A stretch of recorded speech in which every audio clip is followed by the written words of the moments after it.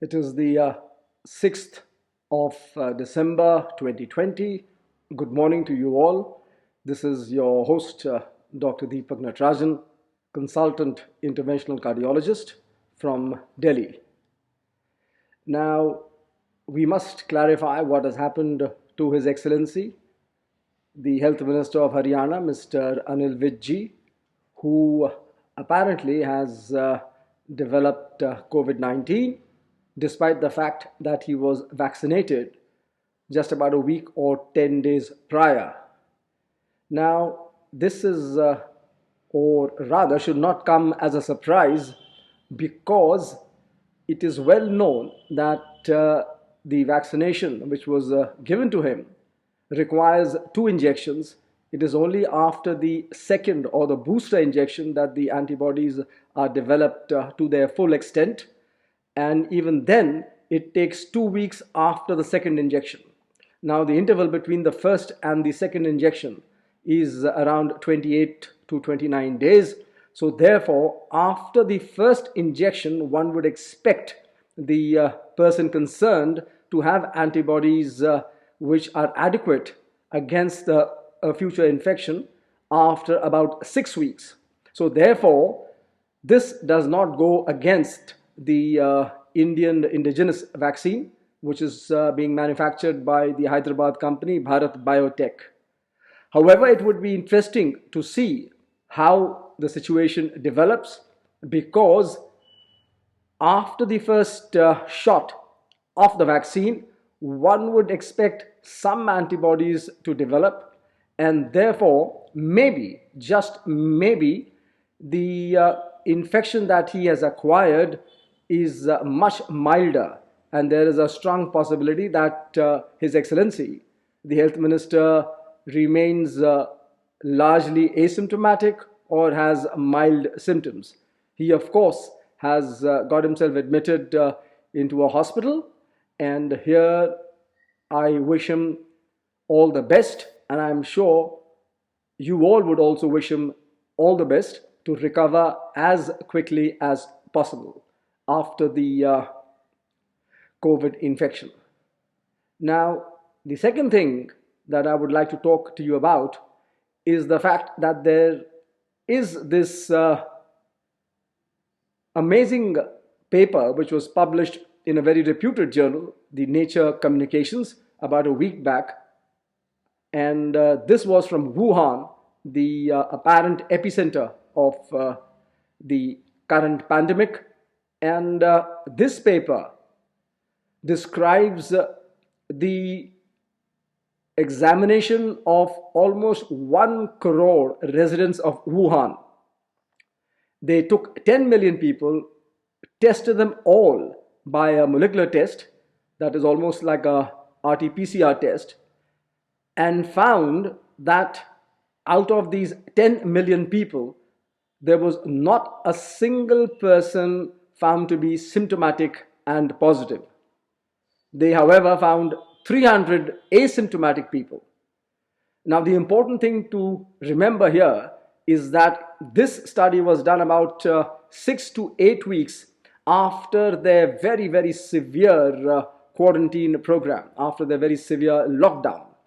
So we are looking at a population 2 months after a severe lockdown, and what do we find? That despite testing 10 million people, there is not a single symptomatic person left, and there are only 300 people who are asymptomatic, which gives us a prevalence of 0.303 per 10,000 of the population. Now, this is amazing. This is a very, very, very minuscule number, and it is almost impossible to believe that even though there was a lockdown, after 2 months there is not a single symptomatic person, and there are only 300 asymptomatic people in this paper from Wuhan. Also, the researchers point out that they tested the people exposed to these 300 asymptomatic infected COVID-19 people, and the number tested were almost 1,100.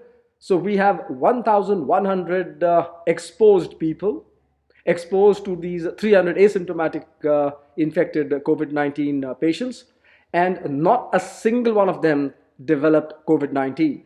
So the message is that if you are an asymptomatic person, maybe you are carrying a very low viral load, and therefore you are not in a position, or you are not capable of transmitting the disease.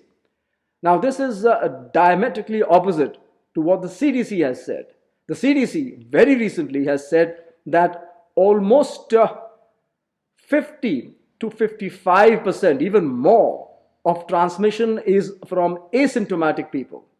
And the CDC has based this guideline on a paper published in July in the PNAS, and that paper is not a clinical paper. That is a paper done by people who model, who do these modeling protocols, who follow modeling protocols, and it is largely theoretical.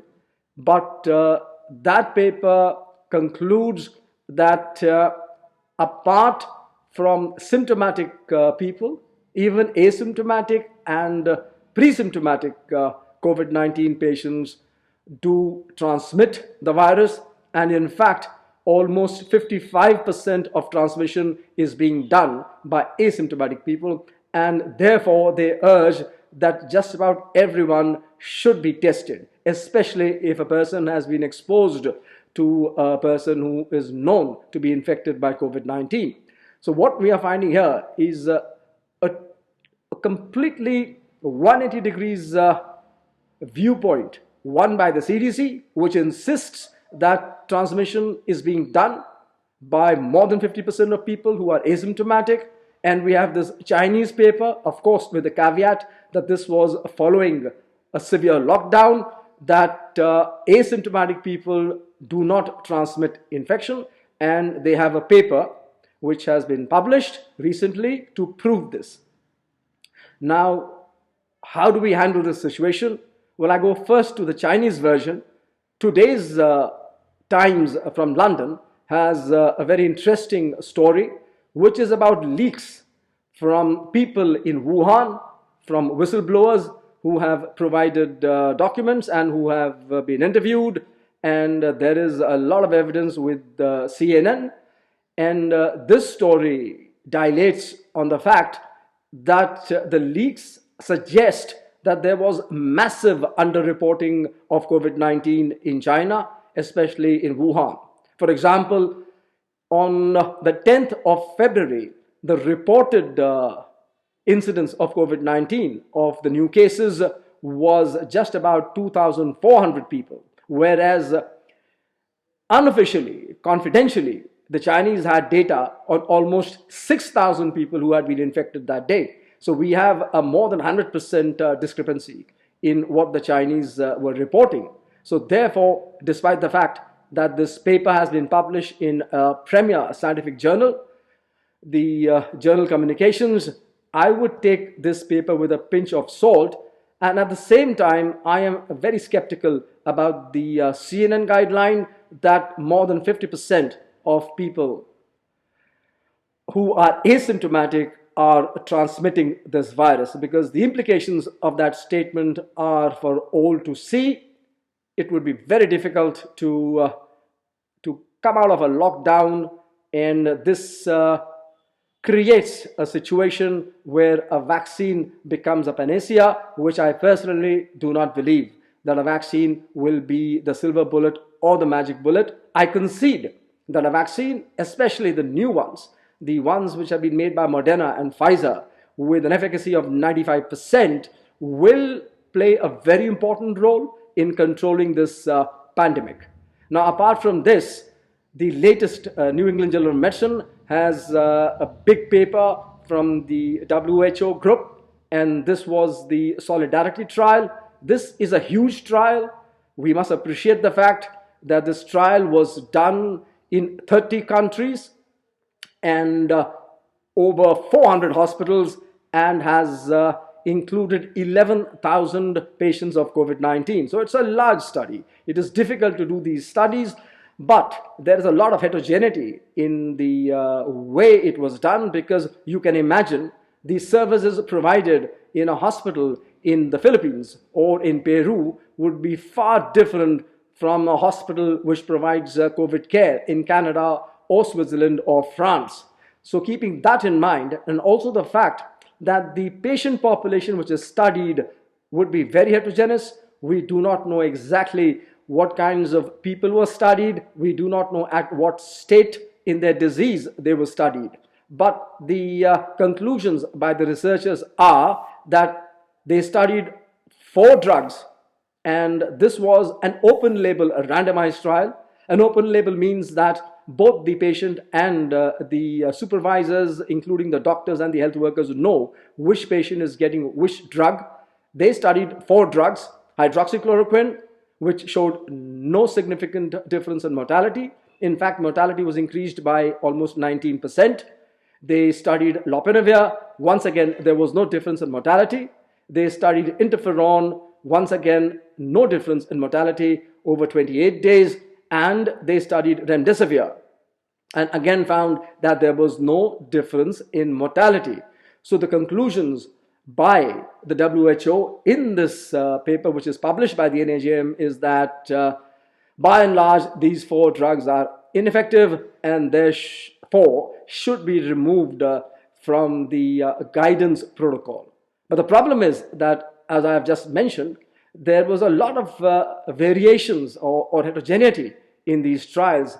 It is common sense to realize that the quality of a study done in France or in Switzerland or in Canada would be much different from a country in Africa or in Latin America. Now, I don't mean to demean these countries, but this is a realistic fact, and this has to be kept in mind. And the other problem is that because of the heterogeneity of the population studied, it would be difficult to come to very, very, very strict conclusions. Now, let's take remdesivir. They found that in the solidarity trial that there was no difference in mortality, but the confidence interval ranges from 0.80 to 1.11, which means that there was a possibility that there was a reduction in mortality by 20%, but this also was accompanied by an increase in mortality in 11%. So therefore, this was not a statistically significant modification or effect by remdesivir. Now here we must now study very carefully the ACT trial, which has been published also in the NEJM, which was of course a company-sponsored trial. But the beauty of this trial is that this is a double-blind, placebo-controlled randomized trial, which included 1,000, in fact more than 1,000 patients of COVID-19, and these were moderate to severely affected COVID-19 patients. And there was a significant reduction in recovery time from 15 days to 10 days. There was a reduction in mortality from 15% to 11%, and the confidence interval here ranges from 0.52 to 1.03, which means that there was a reduction in mortality ranging from a reduction in 48% to an increase in mortality to 3%. So therefore, there is a very strong trend in reduction of mortality by remdesivir. Now, please remember, this is a double-blind placebo-controlled trial. The other fact is that on day 14 or 15, the patients given remdesivir were significantly much more improved clinically than the ones given placebo. Now, these facts have to be kept in mind. You cannot compare a general trial, an open label trial, with all its positivity, with all its, one has to applaud the efforts done by the WHO and by the investigators of the Solidarity trial. But the fact still remains that you cannot come to an absolute conclusion that remdesivir does not reduce recovery time and it does not reduce mortality. We would have to wait for another randomized trial. But the fact is that after giving it emergency authorization, sometime I think on the 1st of May 2020, the FDA has approved of this drug on October 28th, 2020. So remdesivir is approved for general use in all hospitals in the United States by the FDA. Now, as opposed to the FDA, our situation in India is still very peculiar. I have mentioned months ago that hydroxychloroquine was strangely approved very fast without any data by the ICMR and by our regulators, and it was loudly and publicly advised that people in the front lines, even policemen on duty, should take chloroquine to prevent being infected by COVID-19, despite the fact that there was absolutely no trial suggesting this method of protection by hydroxychloroquine. And just yesterday, JAMA has published a randomized trial of 480 patients of COVID-19 who had moderate to severe disease. Almost 7% of them were on ventilators, 11% were receiving non-invasive oxygen, and about 40% were on supplemental oxygen. So therefore, these patients were confirmed cases of COVID-19 of moderate and severe conditions. And half of them were given hydroxychloroquine, half of them were not given. Therefore, 240 received hydroxychloroquine for 5 days, 400 milligrams twice a day on the first day, and 200 milligrams twice a day on the second, third, and fourth day, and the fifth day. And the control group received standard therapy. Now, what did they find? Firstly, they found no difference in mortality, and also they found no difference in clinical improvement with the hydroxychloroquine. Now, this is a randomized trial.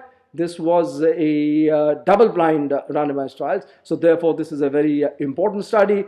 It is important enough for JAMA to publish an editorial also, in which it bemoans the fact that there was so much politics on hydroxychloroquine in the months of March and April and May.